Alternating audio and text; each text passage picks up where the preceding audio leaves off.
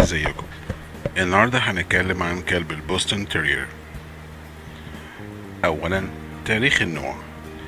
بدأ حضر سلالته من مدينة بوسطن الأمريكية، وبيرجع تاريخ السلالة لسنة 1875.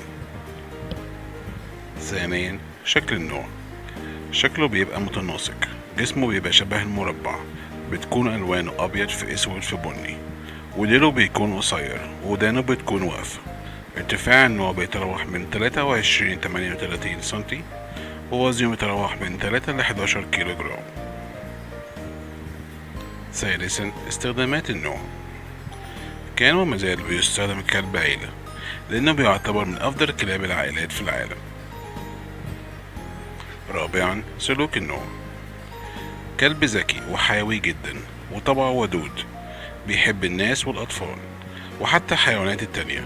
اجتماعي بطبعه، بيتعلق بالناس بسرعة. خامسا، رأيي الشخصي. كلب رائع جدا لو أول مرة تجيب كلب. سلوكه ممتاز وسهل التدريب. شكله كمان مضحك، وشخصيته ظريفة جدا. شكرا للمشاهدة. لو عجبكم الفيديو متنسوش تعملوا لايك وسبسكرايب. سلام.